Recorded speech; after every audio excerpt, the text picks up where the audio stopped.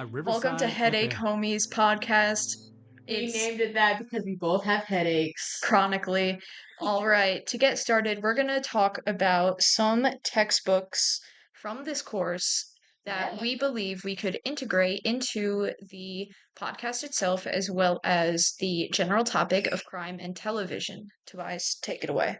Hell yeah, brother. So pretty much the first quote that we took from Theories of Crime Through Pop Culture by Sarah E. Daly, it goes, and I quote, individuals' perceptions of crime and criminal justice can be shaped through popular culture, for example, movies, television shows, commercials, and all sources of entertainment that can possibly shape an individual's perception.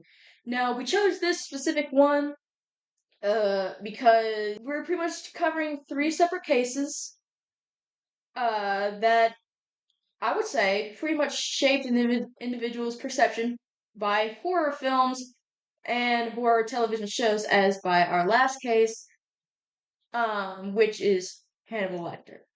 Oh, spoiler! Sorry about that, homies. So, and then the second,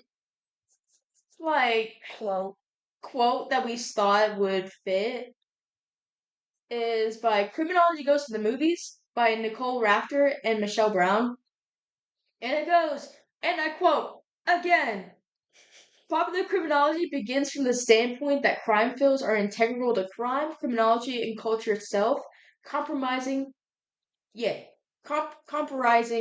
popular discourse that must be understood if thinking about the nature of a crime is to be fully understood. Now, what does that mean? I'm not too sure. Basically, What do you mean you're not sure? This is what we learned about. hey, all I know is that sometimes pop culture can shape crime, and that sometimes pop culture can shape crime, as you're about to find out. Is that right? Yes, that is right. Yeah! Sorry, homies, I'm not feeling too well. Yeah, so just ignore Tobias if he misspeaks or can't pronounce a word properly or can't read. I've been bedridden for the past 2 days. Anyways, our last quote from our available textbooks from this class is Private Inquiries by Caitlin Davies. Quote, there was no throwaway remark. This was no throwaway remark. The adventure of the stockbroker's clerk, and not only was Annette a self-styled Miss Sherlock Holmes. Hold on. Oh my god, you're interrupting everything. Anyway. Oh my god, bless you though. I'm sorry. Thank you. She too ran her detective agency from one of the most famous addresses in the history of detection, Baker Street. Now, this shows that pop culture has been influential for a while because The Adventures of the Stockbroker's Clerk is older than my darn grandfather himself. Okay, so Dang. That was crazy. pop culture has influenced crime since the beginning of both of them. If Annette was a self-styled Miss Sherlock Holmes at who knows, from the dawn of time, she was chilling on Baker Street with the dinosaurs themselves, all because of a book, that's pretty influential. Yeah. Now, to get started, we are going to talk about a man, Mark Twitchell, influenced by the Showtime television series Dexter. Now, I myself am a fan of Dexter. Oh, we don't. Shut up! Now, what happened in this case? Well, the classification was murder, specifically dismemberment, because he compared himself to Dexter Morgan. I love that. What Dexter does is that he stalks his victim until he can know their routine, sometimes even talking to them under an alias. Now, I do that once. sometimes. Okay, shut up. Hey. I'm talking here. Hey. Okay. And. So am I. Okay. Now, what Dexter did once he got his victim, he would use a tranquilizer dart and carry them to a kill room. This kill room is covered in plastic wall to wall, and he secures his victims to a table or some kind of sturdy place using plastic wrap. Now, once the victim wakes up, he has pictures of the victims hung up so they can see why they're here and what they did. Once the person starts either talking or Dexter gets tired of them, Dexter stabs the victim directly in the middle of their chest, usually with a large butcher knife or something really super sharp. And then after that, Very specific. shut up. He cleans the room. Well, first, he dismembers the victim and puts the pieces into black trash bags, cleans up the room, and then disposes all evidence by bringing all the bags to his boat called the Slice of Life, Yeah. going out into the Bay Harbor and dispensing of the trash bags by throwing it into the ocean. Hell yeah. Now, Mark, um, Mark Twitchell had only one victim, while he also had one escapee. The date of the murder officially was October 10th, 2008, and the date of his arrest was Halloween, October 31st, 2008. Mark Twitchell was born on July 4th, 1979, and his victim was John Bryan, aka Johnny Altinger, a 38-year-old man. The method of murder was stabbing with a knife, which contradicts Dexter because Dexter's better than that. Yeah. He would never use a knife. He would always only ever use a butcher knife. Not okay. You know what I meant. Uh-huh. I'll Do get I? But because they don't. I'll get into it. Oh, Okay. Now the location was Edmonton in Alberta, Canada. love that place. I've been there. No, you haven't. Okay. Liar. I am a liar. Officially, Mark Twitchell was sentenced to life in prison with no chance of parole for 25 years. This was the no chance of parole was officially stated on April 12th, 2011. Now, this information I found from murderpedia.org. Now, Hell yeah.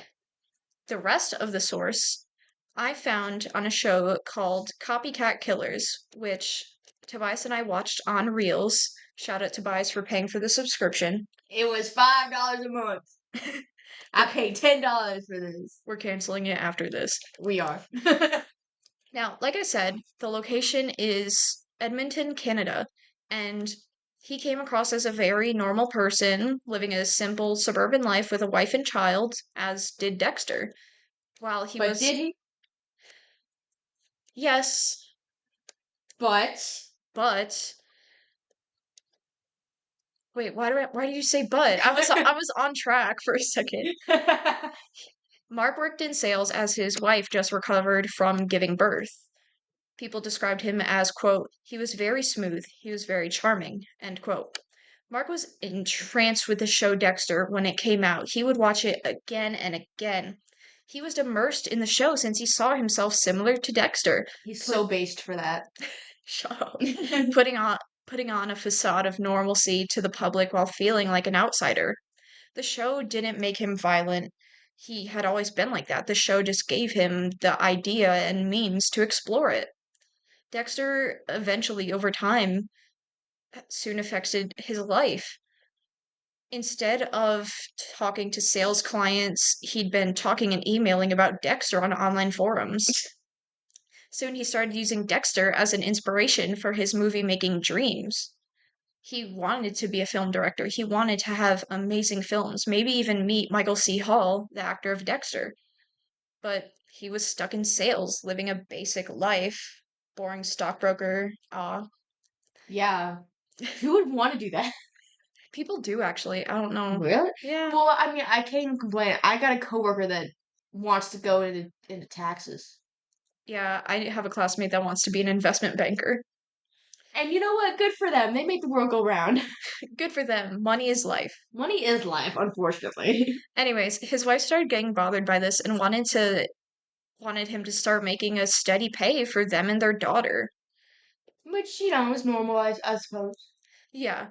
They both had their reasons. Slowly, he became a very skilled liar and had no problems with it. He lied to others to gather donations for his film. Soon after, he quit his regular job for a non existent film career and didn't even tell his wife about any of this. Oh, He lived off of his donations and pretended to go to work during the day, or he didn't even go to work. He would just say that he was working from home that day. Eventually, he made a short film based on Dexter loosely. It was less about Dexter and more about how to kill. can we find this online?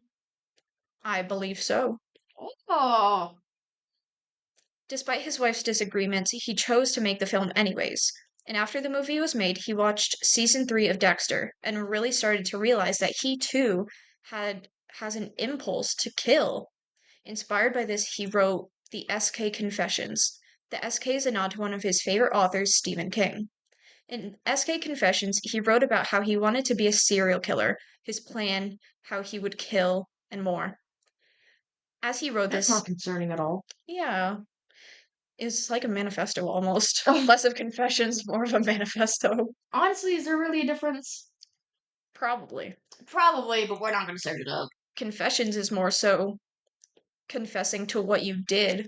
A manifesto is what you will do. That's true. So they go hand in hand. Let me have this, man. Okay. So he realizes that he needs to find the right victim. He thought married men for cheating on their spouses, but they'd be mourned. They have a family. No, they don't. Okay. So he decided to find a single man that may not be missed as much. To find a victim, he created a fake online dating profile naming himself Sheena, with a stolen picture of an attractive blonde woman that he found on a separate dating website. Okay, okay. Can I just say the name Sheena? Why that name? I don't know, he's Canadian. You know what? That explains a lot. I'm totally not Canadian. Get out. I'm sorry, eh? When he Huh. started getting responses, he filtered through them. He didn't want anyone that could overpower him, so not anyone too strong, tall, or young. Soon he found his victim, 36-year-old July Trital, a lonely single security guard looking for a female companion. He said he didn't want to choose anyone strong yet. He chose a security guard. It was a nighttime security guard, so there isn't much security needing to be done. Still, the security guard, like, I mean, I don't know what all goes on in the security world, but I imagine there's at least some bit of training. Okay, to give you context, he kind of looks like Paul Blart. So he's not a very strong man. Okay. I'm sorry. I'm sorry, Jilly. Giselle. Just style. They set up a date that Friday night. However, Mark kill. I just want to point out Yeah. Mark wants to kill because he wants to. Dexter kills people because of his trauma, and he only kills criminals, pedophiles, sex offenders, people that deserve it. Mm-hmm. And one time he accidentally killed an innocent man, and he was not the same ever since. He Which season that spiraled. happened in again? I always forget. Hmm? Which season that happened in? I always forget. I want to say 4. Well, that would explain why this dude did what he did. He hadn't seen season 4. Maybe if he had seen season 4 and seen how Dexter reacted, maybe he wouldn't have killed this guy. Maybe, but to go off of that, for those who don't know, Dexter's trauma,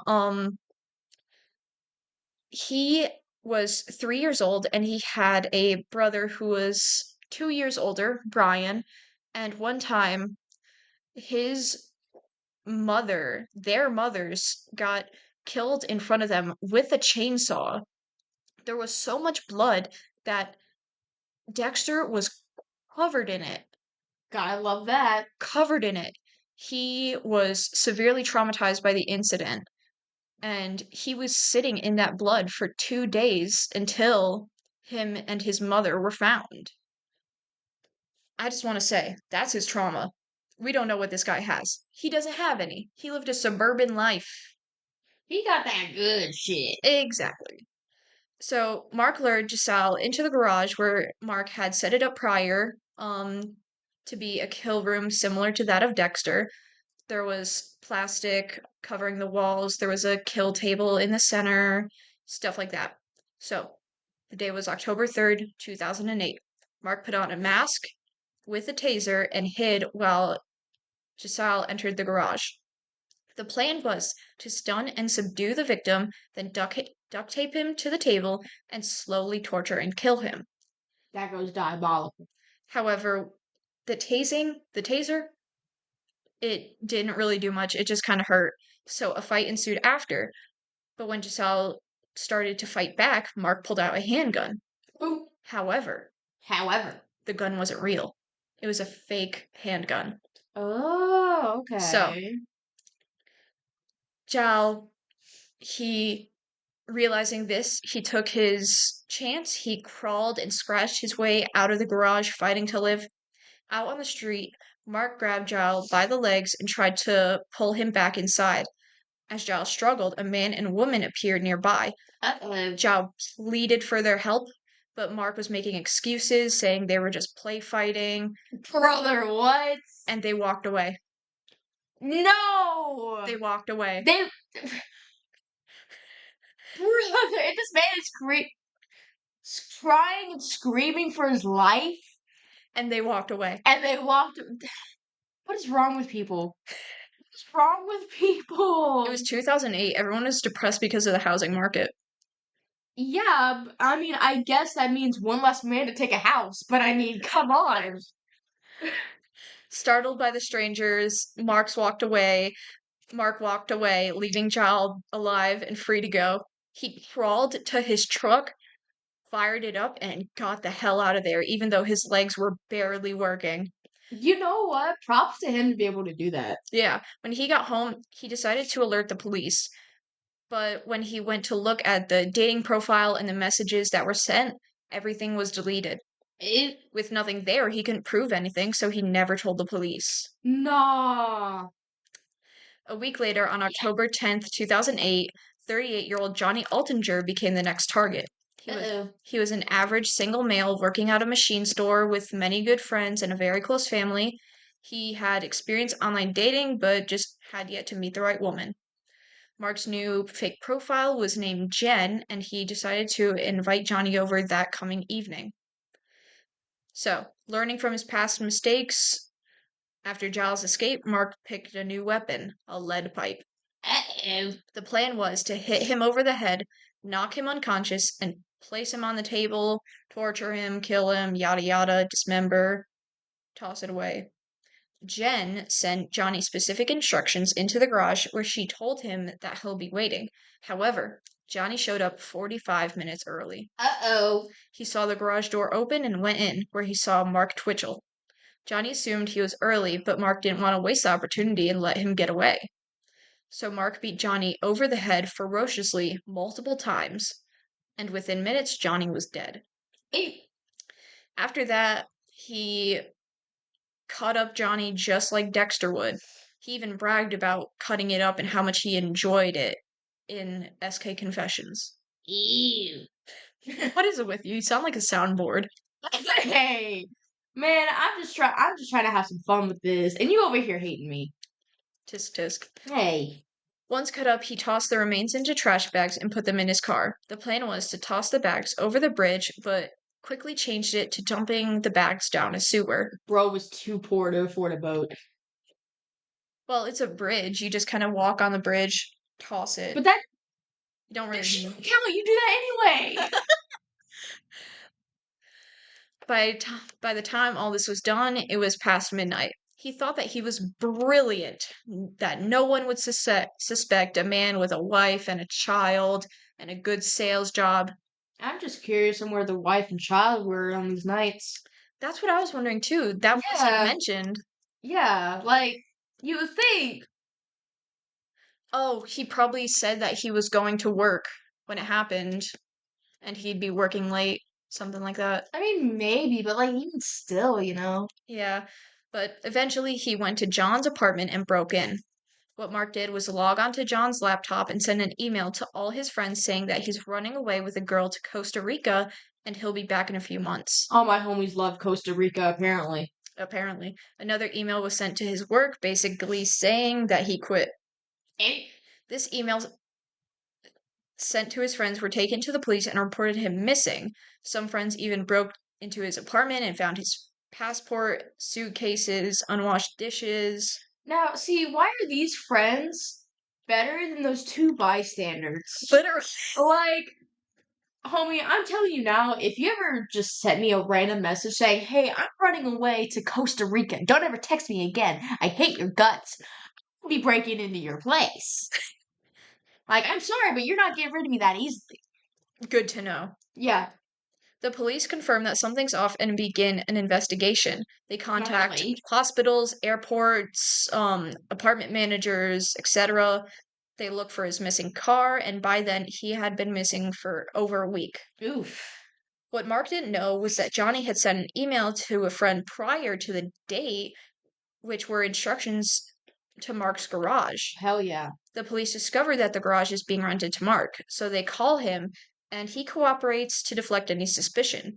Mark claims that he hasn't been in the garage in weeks and that someone messed with the lock. Hey.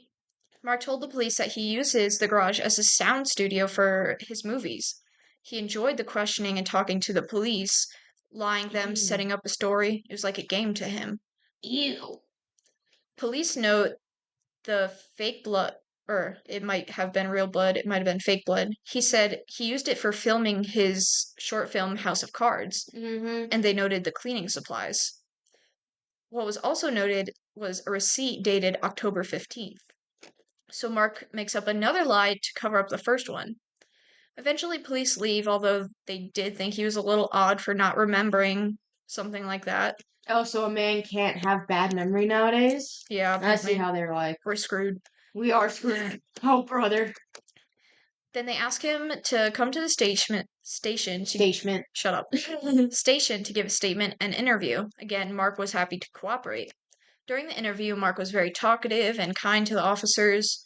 When Mark gave keys to the garage, he told a story to the police, a very odd one for no reason, saying he bought a red car off a guy with a similar name to that of Johnny. This caused alarm bells to ring. As it should. The car was found about a mile away from the garage at a friend's house, which they believed to be Johnny's. This prompted police to call and ask for a second statement. Good. After hours of questioning, Detective Bill Clark confronts Mark about his involvement. Eventually, Mark asks for a lawyer and is let go due to lack of evidence. That's probably not good. Yeah. Police seize Mark's car and allow him to retrieve nothing from it. They won't let him get near it. Good. Some damning evidence is found in the car, which includes dry blood, a knife covered in blood, and a laptop, Mark's laptop. In the laptop, police find SK confessions.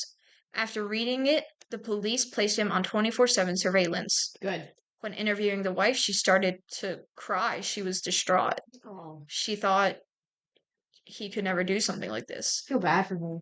Yeah. Later, the search warrant for his house was granted. Police found movie props, Dexter DVDs, blood on a pair of washed jeans, and blank Costa Rica postcards. Then they inspect Mark's garage much closer using the forensic science team. In the garage, they found blood in the cracks of the table and blood splatter all over the overhead door. Later, the blood report confirms that the blood in the garage and the car matched to that of Johnny Altinger. Uh-oh, bro's done for. Yeah. On Halloween, October 31st, 2008, Mark was arrested for murder. Jilly Trudeau came forward with a statement to the police after conviction. With handcuffs, the police took Mark back to the scene to ask questions and hope that he'll answer. 9 months before the trial, Mark gave the police a map which has the exact location of Johnny's remains. Oof. As of March 2011, Mark went on trial for first-degree murder. Mark's defense in the trial was he killed out of self-defense. He claimed it was a publicity stunt to build traction for his new movie. Oh, yeah, sure. He claims Johnny didn't buy into it and attacked him. Then a fight ensued. He blamed his victim and admitted to blaming the victim, but claimed that he had no choice. Safe to say that the jury didn't buy it. Good. Mark was sentenced to life imprisonment and is currently serving his sentence at a maximum security prison. Now, the actor for Dexter, Michael C. Hall, commented about this on a radio show.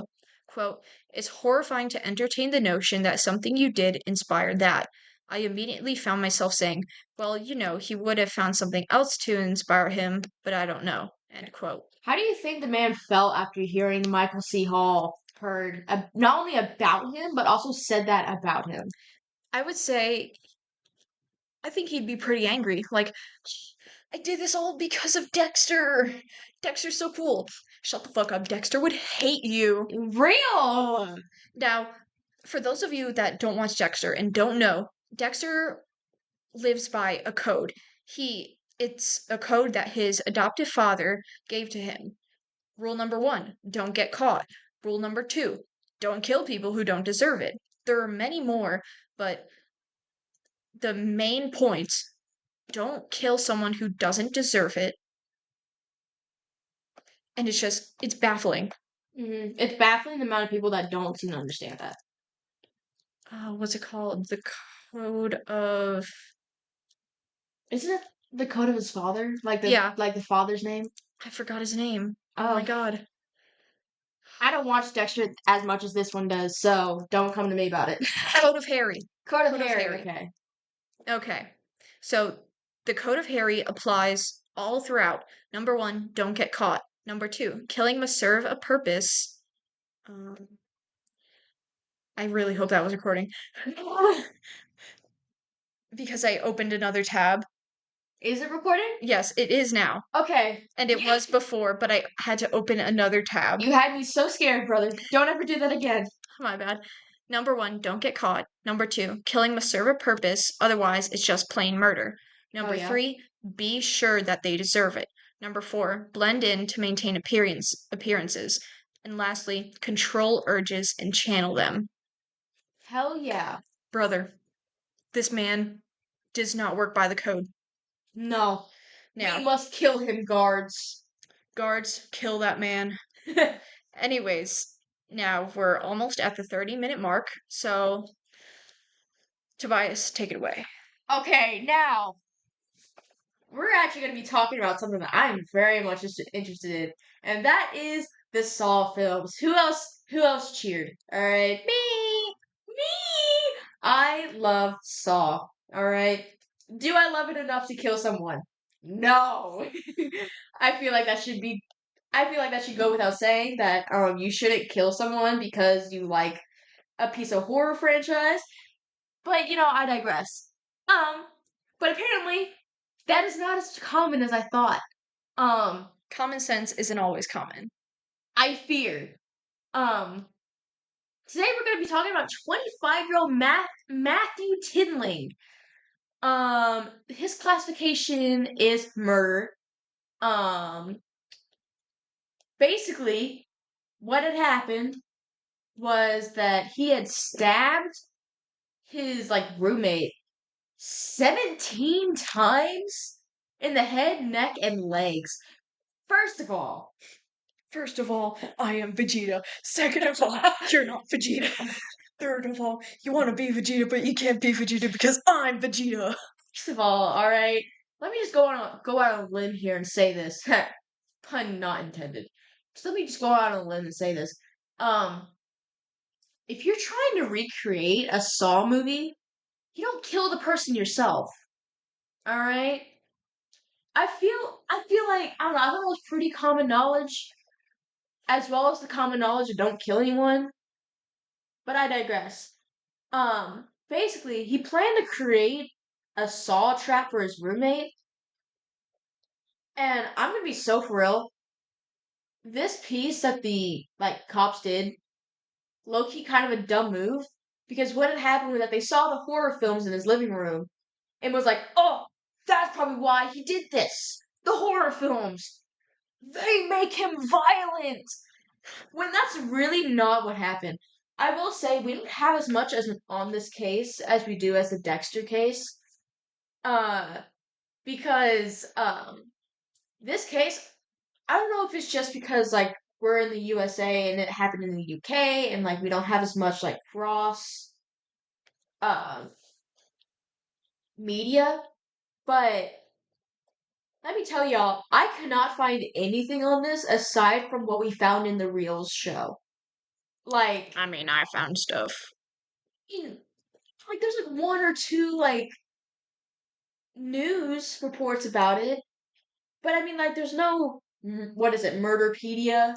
Yeah, there was no murderpedia.org wiki, whatever the There was no Wikipedia about it either, which was kind of shocking because there's Wikipedia about everything, right?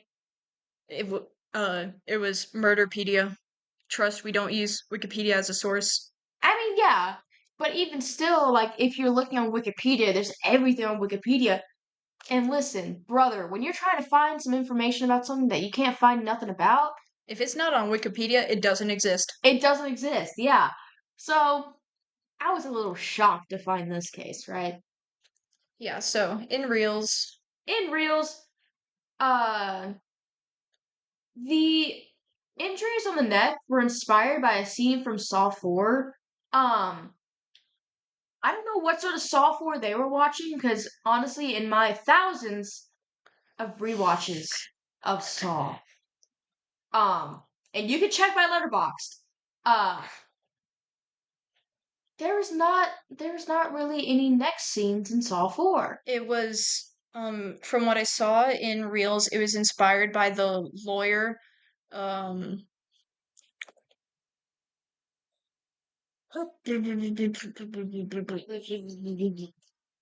um where is it? Yeah, in Saw 4, a lawyer wakes up with his mouth sewn shut and a chain wrapped around his neck, and the lawyer kills another man to survive, but Jigsaw makes him set up the next game, Yeah. and if he doesn't follow the instruction, he dies. Even still, that's not really what happened here. So I don't know why they would say that was inspired by Saw 4. But I digress. I digress. To the dude, right? Matthew Tinling, Mr. Tinling, whatever you want to call him. Mr. Jigsaw himself, for all I care, right? He grew up. Now you would think, you know, he grew up very wealthy. I know, shocking, right? Uh, but it all sort of changed in high school whenever he got along with the wrong crowd, started doing drugs. Newsflash, he dropped out. I know, shockingly, high schools don't like when you do drugs. I know that may be a shock. Um, also shockingly, who would have thought? Um, the drugs also caused his relationship with his family to fall apart. Oh, What? what? Who would have thunk? His parents tried to help. Now, give the parents some credit. They did try to help, but the drugs were just like they had their grasp on him. Like they could had their grasp and claws holding on to this man for dear life. Right? He just did not want to give up those drugs. He was like Breaking Bad IRL. Exactly. He was like how I am to Tylenol, right? I love me some good Tylenol. Anyways, I am not a drug addict. Anyway, but from then on, right, the only income he had was an unemployment check that he used. Guess what? To To buy buy more drugs and alcohol. Who would have thunk? Now, listen, when you hit rock bottom, there's the only way you can go is up. Apparently he found a pickaxe and a shovel though. So, uh, but he was accepted into a program for homeless addicts, right? Which is generally a very good program to have. Yes. Um, but in the housing, Matthew was known as the aggressor because he was violent, right? But he was also a film buff. Guess what movies he liked? The Saw franchise. Which, I mean, based. I love the Saw films. I would never do this, though. We know. Hey, don't. I would also like to point out that as I'm reading this, I have a Saw hat on. Read the damn script. Anyway, right? Regarding Saw 4, or honestly with any of the Saws, Matthew didn't sympathize with the victims. He sided with Jigsaw, right? Which is kind of based. Kind of based, but also kind of not. The only time where he was based was whenever he had that one pedophile killed. That was pretty based for Jigsaw. My uncle next.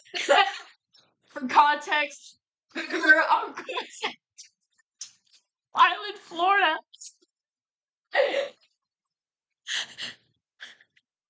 God damn you. Anyway, He bought me a bouncy ball. when you were like, what? 5. 5. Yeah. Oh my god, almost 4. He had a step kid too. He had a stepdaughter. We're not talking about that case. It's a different case. Okay. Anyway, lock in. Lock in, buddies.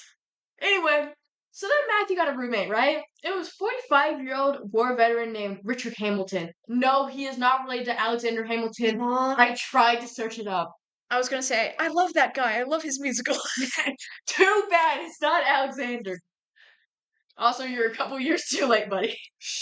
Couple hundred. Anyway, the drugs and the alcohol in his body, I know y'all didn't know this, but it causes your body to deteriorate. That's what happened to his. I know, it's a shock, right? You would think that you would become like the best NASCAR driver known to man with all Right? that alcohol and drugs. You would think you would become Bucky Barnes, right? Armed and dangerous. But because his body was deteriorating, he wasn't able to work or function very well. Kind of like how I am when I'm sick, right? But like Matthew, Richard was also estranged from his family, which, guess what, meant he was easier to kill, right? Mhm. Oh yeah. They both also had a history of addiction and homelessness. Who would have thunk? Because they're in this home for homelessness and addicts, right? Uh, but while they had very similar history with one another, they had very different personalities. Can I just say that?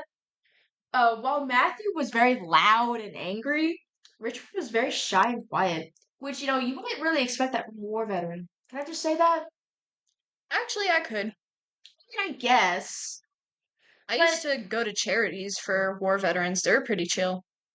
Yeah. Well, I mean, I'm not saying they're all like Richard. I'm just saying like, you know, Actually, every war veteran known to man is named Richard and is a homeless addict trying to get better. Every single one of them. Even my father, Even the women. even the women. All right. Well, you first heard it here, folks. But the only issue was that the people in the home were using their unemployment checks to buy drugs and alcohol for the whole house. So it wasn't really working. Recovery. Yeah. They weren't really recovering. They were all just kind of living there as a bunch of not really homeless addicts now. Just your foot. Oh yeah. Why do you touch my foot like that? Anyway, but what made Richard different was that Richard was receiving more money because if you remember, he was on disability, right? Yeah, he's a war vet. Yeah, so he's on disability for, his disabilities. Who would have thunk? What? But also another who would have thunk moment was that this made Matthew jealous. He wanted more money. He wanted that for like more drugs, more alcohol. I'm not getting better. Yeah, exactly. And I mean, like, can I just say, right, maybe if you sobered up, you would actually get more money for more drugs and more alcohol. And then you could just have this circle, right? Where that you just keep getting better to get better drugs and better alcohol. And then you go down that spiral again. And then you build yourself back up, right? That's what I would do. We are not doing that. Oh, man. Now, Jigsaw often asks his victims if they're willing to do whatever it takes to survive, right? For Lawrence Gordon, it was if he was willing to kill another man or if he was willing to cut off his foot, right? For Spoiler, he did both. well, he didn't really kill Adam. I mean, he shot him, but he didn't shoot him fatally. And It was attempted murder, but it wasn't murder. yeah, actually, Adam was murdered, but it wasn't by Lawrence. It was by Amanda Young. Anyways. Sorry for the spoilers. Anyway, The movie's about as old as we are. actually, There's it's not older. really spoilers anymore. Saw from 2004 is from 2020. Shut up! It's 21 years old. Anyway, We got time. Go! oh my god, we got plenty of time. Anyway, for Matthew, it was drugs. Right? He loves them drugs. Who doesn't? I know. I love Benadryl. I love Tylenol. We are the drug siblings. But And the headache homies. and the headache homies. That's why we both have our drugs. Let's go. But Matthew then starts to become hooked on the idea that he needs Richard's money. And for that money, looks for the Saw for inspiration, right? Because, he loves Saw, he loves drugs. What's better than that? But what's funny, at least it's funny to me, is that Jigsaw would hate Matthew. The main people that he puts into traps are drug addicts. It's not rapists, it's not pedophiles, it's drug addicts, right? Uh, and part of the reason why Matthew likes Jigsaw so much is because Jigsaw has ultimate control. He can make anyone do anything. I mean, shit. Just look at like 5 and 4, right? He made a detective, right? Someone who was supposed to be like, oh, protect the people. He made a detective join his emo band because he had blackmail against him, right? If that's not telling, I don't know what is, right? But anyway, like a little bit later, right? Matthew approached Richard and used like a bunch of like fear tactics to get his ATM password. Like he actively went out of his way to antagonize and bother Richard, much like how I intentionally go out of my way to bother my mother for money whenever I need it, right? No, because of this treatment, right? Richard began locking himself away in his room, only coming out in the dead of night whenever Matthew was asleep, right? And the more that Richard locked himself away, the angrier and more desperate Matthew became, right? Like, I don't know, maybe it's just me, but I started becoming angry when I don't see the people that I love, right? Well, clearly he didn't love Richard. Nobody loved his money, right? That's true. So, anyway, right? Guess what he did? He You watched watch Saw 4! to get inspiration. Which can I just say, out of all the Saw films, and mind you, this came out in, I mean, the date of this murder was 2013, March 28th, 2013, actually. I forgot I hadn't mentioned that. But, um, so we had access from Saw 1 to Saw 7. Can I just say, there are a lot better Saw films to gain inspiration from aside from Saw 4. Like, Saw 4 has some of its good traps. But honestly, if you look for inspiration to kill another man, I say look at Saw 6. I'll keep that noted for when I want to kill you. Okay, Saw 6 or 3. Which, funnily enough, there was also another case that's inspired by Saw 3, but we're not going into that today. Jesus Christ. But anyway, in Saw 4, as Izzy had mentioned earlier, a lawyer wakes up with Mass. his mouth sewn shut and a chain wrapped around his neck. And the lawyer has to kill another man to survive, yada yada yada. Y'all all already know this because Izzy had said it before, right? But anyway, Jigsaw has a next game where he must set up a torture situation for his next victims, and if he doesn't follow the instructions, the lawyer dies. Surprise, surprise. Surprise, surprise. Who would have thought? And if the man attempts to take the trap off, his spine will be severed, right? There's a lot of different traps where if you try to even take them off, they'll kill you. Like in Saw 3, there's the shotgun collar, right? Love how that's the only thing that came to mind, but, 2 is better than 1, right? Anyway, Matthew was mesmerized by this and watched the scene over and over and over again and tried to figure out how the trap worked, but it was all for naught. He didn't really find out. Because guess what? It's fiction. It's fiction. Who would have thought, right? So, as anyone does, if you were planning on killing me for my money, right? I would just kill you. Exactly. So that was plan B. Takes a knife and threatens Richard and then severed his spine. Ain't that just fun, folks? So, surveying his options, he finds the sharpest knife available and waits inside Richard's room. First of all, I don't know if these doors were like locked or anything, But if they were, how did he get the code? Second of all, if they weren't locked, why not? They, from what I remember, the doors locked from the inside, but Richard was out doing something, Even probably still, getting food, so the door was unlocked.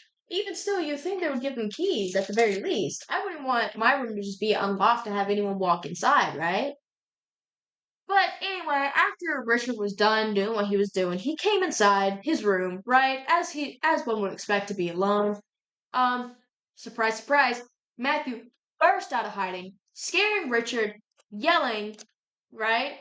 And Richard, he's a nice guy. He just kind of lost his way, which that all happens. So he tries to find a way to reach out or like calm him down. Um, However, Matthew had different ideas. He decided to stab Richard in the leg and starts asking for the money. And while that's happening, he is searching the entire room. He is turning it upside down to find this money, right? And when he doesn't find the money, because, a lot of people don't carry a lot of cash, he turns back to Richard, begins demanding where the ATM card is, right? He asks for Richard's bank and PIN number, and Richard doesn't have it, right? He just doesn't have it on him, which, I've gone out plenty of times, not have my card, that's all fine and dandy. Shit happens. Shit happens. As Izzy said, shit happens, right? But the fight escalates because Richard refuses to give this information, and I can't blame him, right? Like, Brother, it's not that deep. it is not that deep. Because, listen, we forgot to put it in the notes, but can I just say, Richard only got like $100 additional dollars. Yeah. It was not that much. It was not like 300 extra dollars. It was only like 100.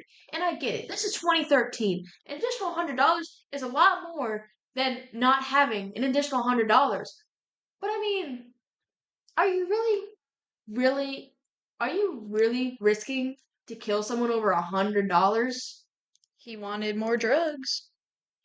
Yeah, but I mean, you get paid next month, you know? Anyways,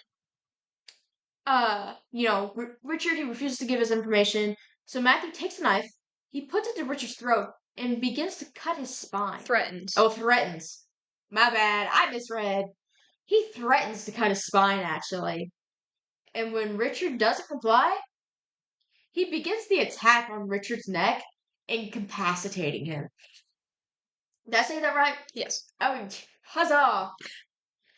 Um, And Richard, gotta give him credit where credit is due. He does not back away, right? Never back down, never what? Never give in.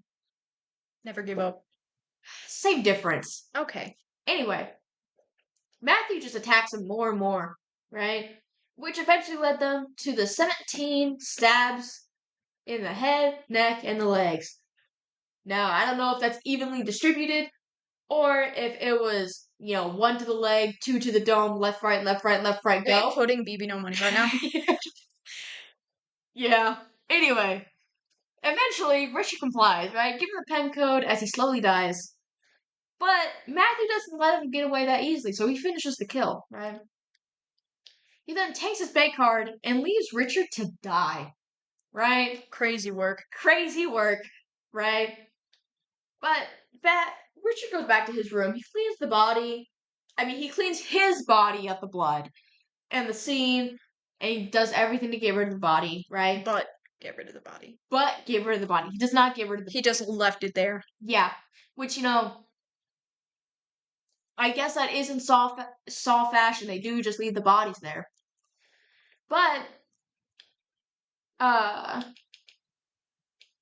Matthew spends the next several days, like, actually binging on drugs, while Richard's body just slowly withers away. Which is just like a room over, mind you. Yeah. They were roommates. Yeah, so, he could definitely smell it, right? So eventually, right? My bad, jeez. I don't got any sort of water, so my throat's becoming to get dry. But I don't know whose water this is. I just stole this. Anyway, I didn't steal it. It was in your fridge. It was in my fridge. And it was put here. Yeah. It's probably my brother's. But anyway, the fellow housemates begin to realize that they have not seen Richard in a few days, right? So one brave soul decides to peek inside Richard's room, right? Just very lightly peeks through Very the door. coquettely. Yeah, very coquettely, right? Then that's when he realized Richard is dead. Not just dead, but dead. He's like just lying there. Lying there. Yeah. And, this dude, he doesn't know who did it or when it will happen again. All he knows is that Richard was murdered, right? Um, so during investigations, right, the police come, they start their investigation. Police looked at his bank statements and realized that he hadn't taken money out in some time, right? Usually once it was, and Richard, right, usually once it was deposited, Richard would take some money out. But not only that, but some money was taken out days after the presumed murder, right? Which I don't know about you, but I don't think dead bodies can take out money out of their banks. I can. You can imagine that? No, I can. If I die, I can still like check my bank account. Can I get your bank information when you die? No. Oh. Anyway, so the detectives finally decide to do something smart for once and look at the security footage, right? And that's like from across the street from the apartments. And in the security footage, right? In the middle of the night, the window curtains can be seen like flapping, right? And they can the body was near a window so they can tell that there was a struggle, right? So they know, this man didn't just so casually stab himself 17 times. This was a murder, right? Who would have thunk, right?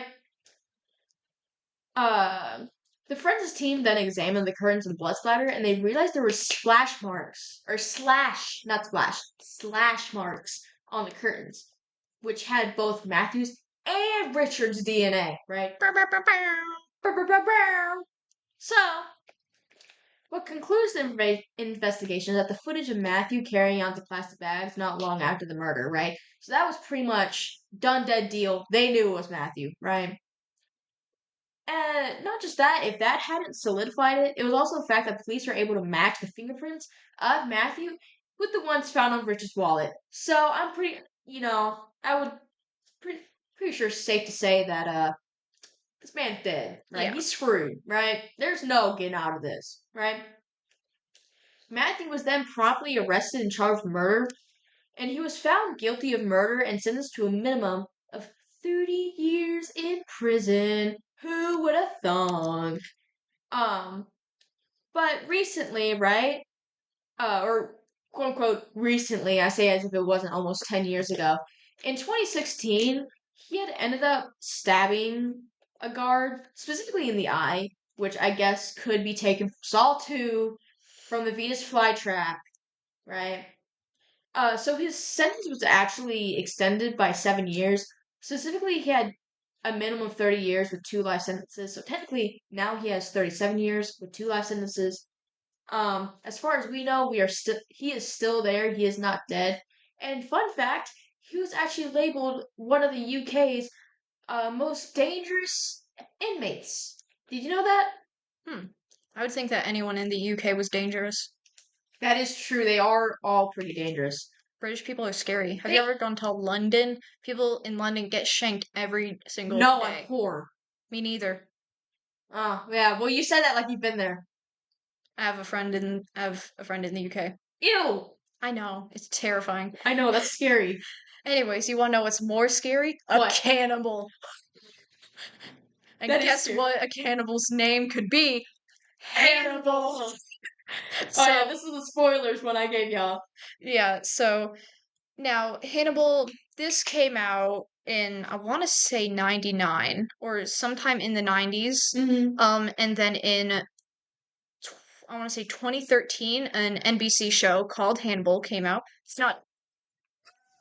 It's a work of art. It's true, and it's pretty gay too. Can I just Yeah. say that? It is very gay. Still mad they deleted the gay cutscene, but anyway. Anyways, but this was before the TV show, so it was all based on Hannibal Lecter, Dr. Hannibal Lecter from the movie Silence of the Lambs. And the books. Can't forget the books. My bad, damn. I don't read. I know, I can tell. I'm just kidding. I just keep kidding. Anyways, this guy was convicted of manslaughter. The date of the murder, March 9th, 2001. It's too Well, bad the guy never got to see 9/11. And also they were in Germany. So, I don't think 9/11 would have really mattered that much to him, anyways. yeah, so method of murder was dismemberment, but also a very contributing factor was blood loss.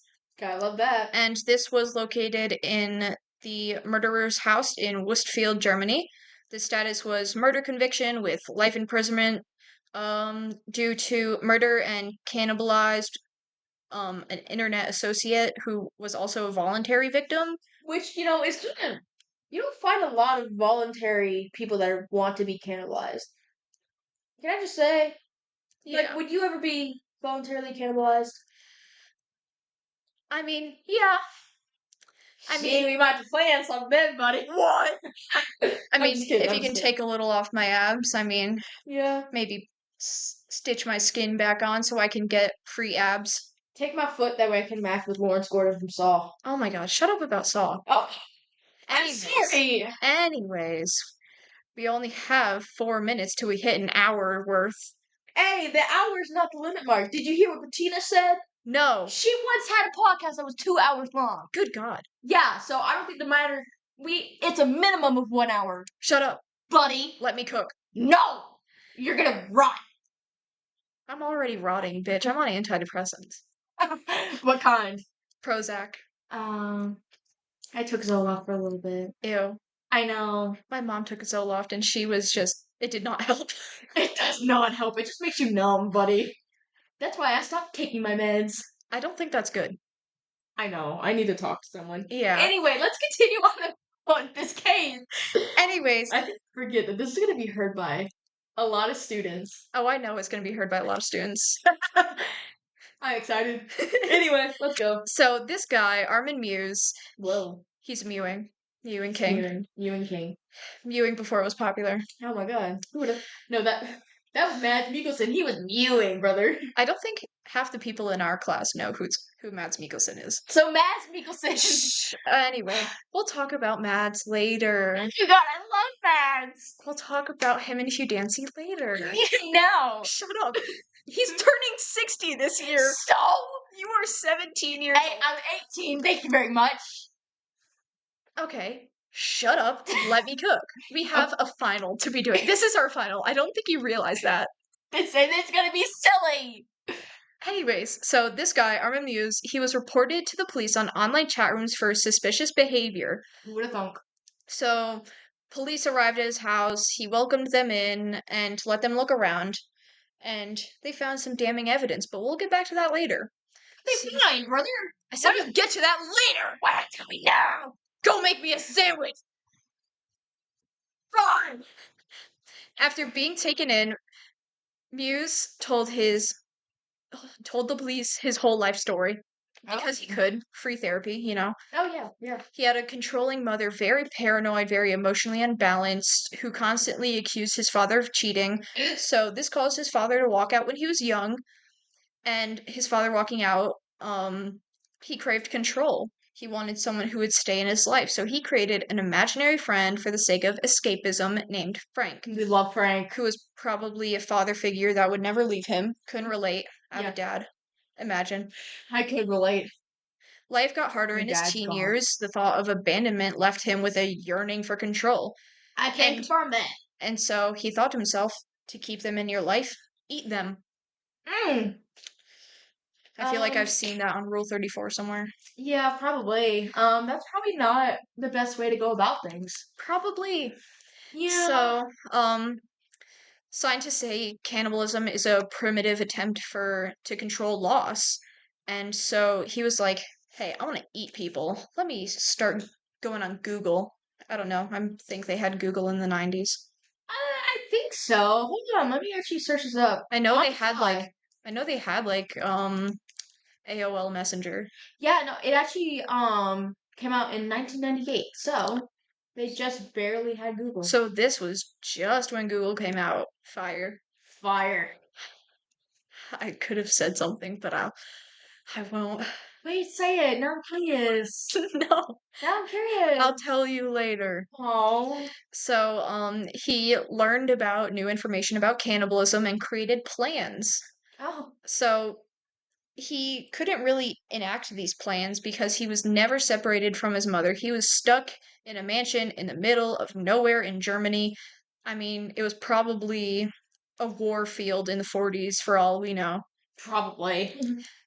And their relationship never progressed beyond mother and child. Even as an adult, she still controlled everything. That's probably not very healthy. Probably.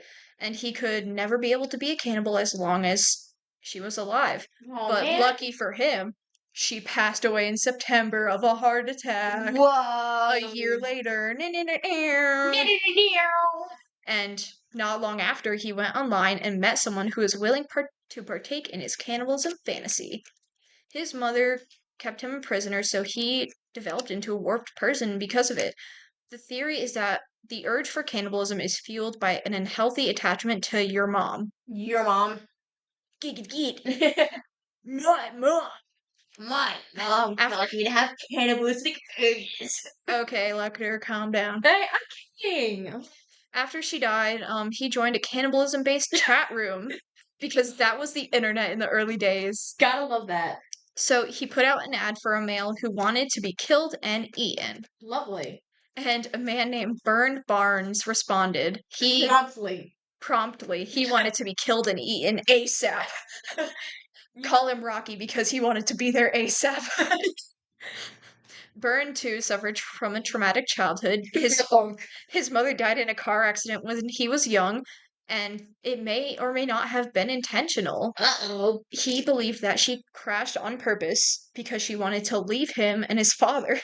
Okay, now is this just him thinking, or is this like confirmed? It was talked about in his family circle. Okay, so it wasn't just his thought of this. It wasn't his thought, but people in his family around him were talking about, like, no, she did it on purpose. She wanted to die because of that man that she was married to. But even still, I feel like that's not a very good basis, you know? Like, He was a kid. He was like 5 years old, bro.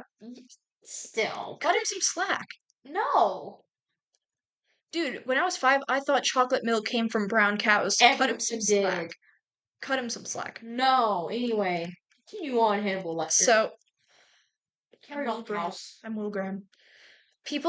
Parents who commit suicide have a higher rate of having children that also commit suicide. And this didn't help because his father refused to speak about his mother at all.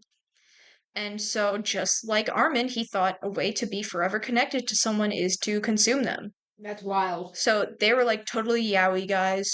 They were like, they're totally gay. Bernd and Armin eventually talked over a few times online before finally meeting in person. And before the meeting, Armin created a kill room in the mansion for the act. Now, I mentioned kill room in the Dexter section. It's basically a room set up for a murder to happen. And then they deleted their chat history after settling on a day and time because, that shit is illegal and they didn't want to be caught or anything. Who would have thunk? So Byrne drinks some alcohol to stabilize his nerves, also to probably ease the pain that will be happening. Yeah. And while Byrne was drinking up, probably taking some drugs too, Armin began to use a marker and began drawing a map on Byrne's body to map out the places he wanted to eat the most. Who would have thunk, right?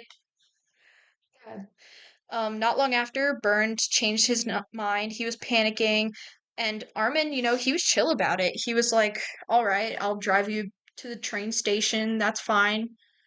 At least, But at least he's chill about it. Yeah, at least he wasn't like Pressuring. Consent is important, people. even when consuming people. Okay. Hey, is that not the moral of the story? I don't know what the moral of our story is here. I think the moral of the story is don't kill people. I hope so. Yeah. But at the door, Byrne was like, he locked in. He was like, "No, I'm being goofy right now. Take me to your basement." Take me to your basement now. Take me to your basement, cut me up and eat me, please. And, I kid you not, this is literally on our document. Once the drugs kicked in, burned locked in. Yeah. Yeah, no, I've seen it right here, buddy. I can see it. He wanted to be killed and consumed by another. He wanted to end his life but be desired by another, which That's some gay shit. fire. Okay, so are you. Hey, Then you're right, okay, okay? so facing the bathtub that Burned was in, he was booty naked, but he was submerged, so we don't see any peanuts. Armin Yay. turned on a video camera and got his statement. He asked Burned, "Do I have your permission to eat you?" Burned looks dead in the camera and says, "Yes, you do. I want to die." That And goes after hard. that, Armin just went like chink into Burn's torso and removed a chunk. I kid you not, what happens next? As like Burned is bleeding out in the bathtub, the water's turning red. He brought the chunk of flesh to his kitchen and began sauteing it. You know what? That goes hard. He was like seasoning it and everything. And Was he having one of those scenes in Hannibal where we get like all like the fancy cooking where he's like throwing the food up, there's flashes of I fire? kid you not, that's what it looked like.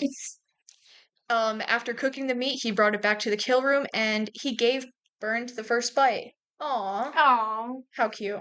how And cute. as Byrne began to faint, get a little dizzy from blood loss, Armin again asked him if he wanted to change his mind and offered to call 911 and everything, but Byrne was like, nah. Again, at He's like, least nah, I'd win. again, at least we know that this was like Consensual. consensual. Because I mean, like I don't know, like of course this is bad and everything, but like I feel like I feel worse if it was like Forced. forced. Yeah, I don't know. Maybe that's just me and I'm a freak, but No, I totally agree with you. oh yay! Oh my god! Yay! Yay! And as the pain began to set in, drugs and alcohol was wearing off, Burned was like, dude, I'm struggling. This shit hurted. Help me out here. Mm-hmm. And so, Armin cut him off, but But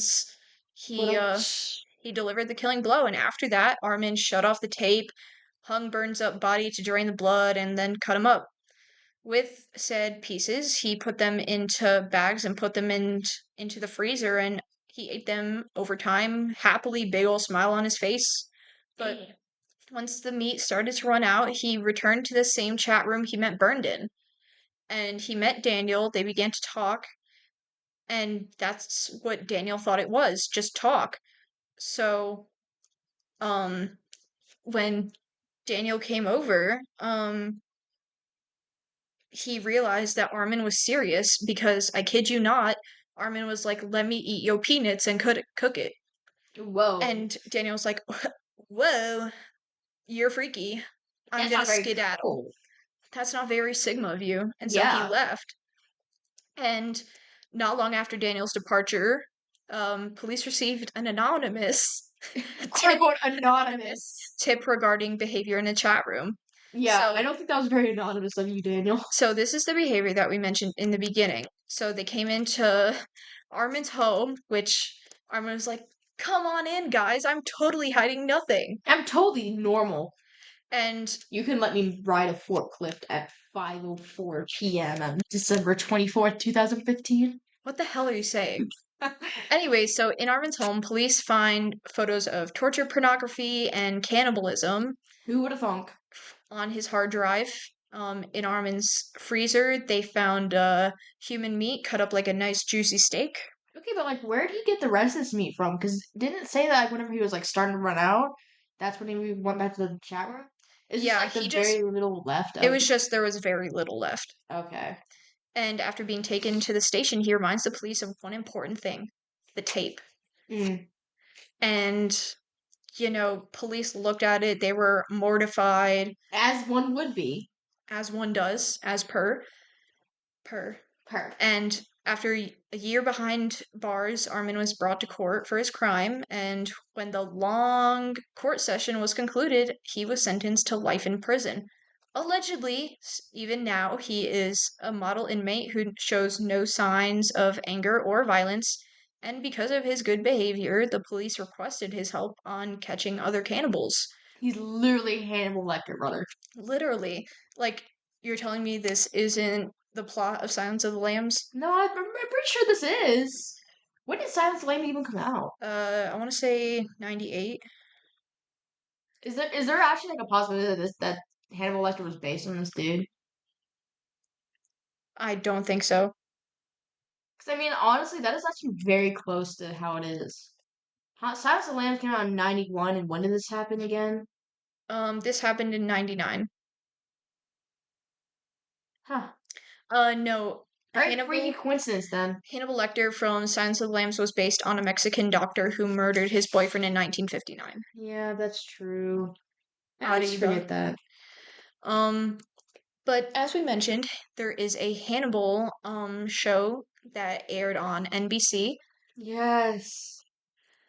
Stop it. We have classmates, people that go to our school, teachers even, will be hearing this. Control yourself. I just listen. I love the show. I do too, but calm yourself.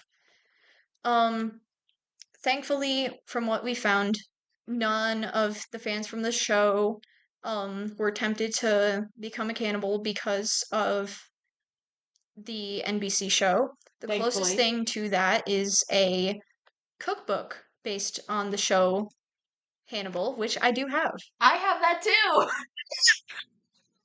The only problem I have with that book is that it requires very expensive meats. Yes. No, like I can barely even find any of the cuts of meats that they need.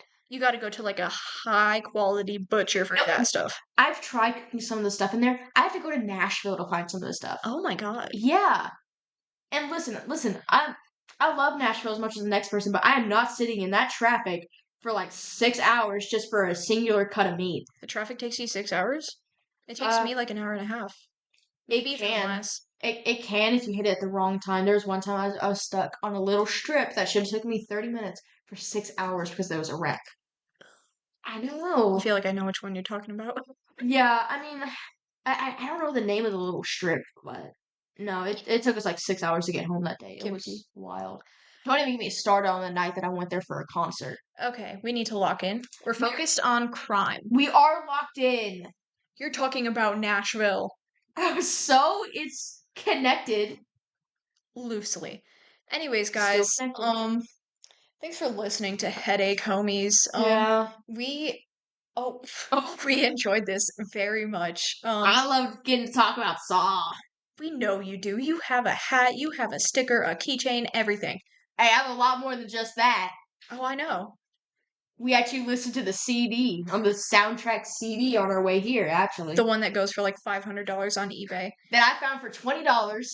Can't forget that Yes. fact. I'm so proud of you. I know. I have a knack for doing that, you know. Anyways, thank you guys so much for listening. Please tell us we did a good job. If not, Please, we will cry because lost a lot of sleep over this project. I did so much reading, which really hurts. There's a lot of reading involved, brother. Like, I was sitting with horrible posture so long that my chronic pain flared up and I was paralyzed in bed for like a whole 3 minutes because of this Yeah. project.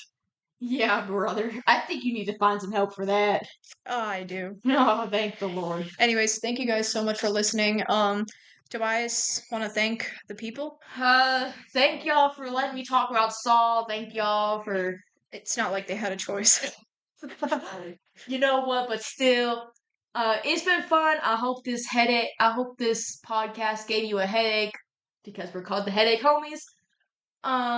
Who would have thunk? I would also like to thank my co-host Izzy for doing a lot of the reading. Here we go. Yeah, it's been fun, homies. All right. Have a nice day. Good luck on your finals. I hope none of you fail. Good luck.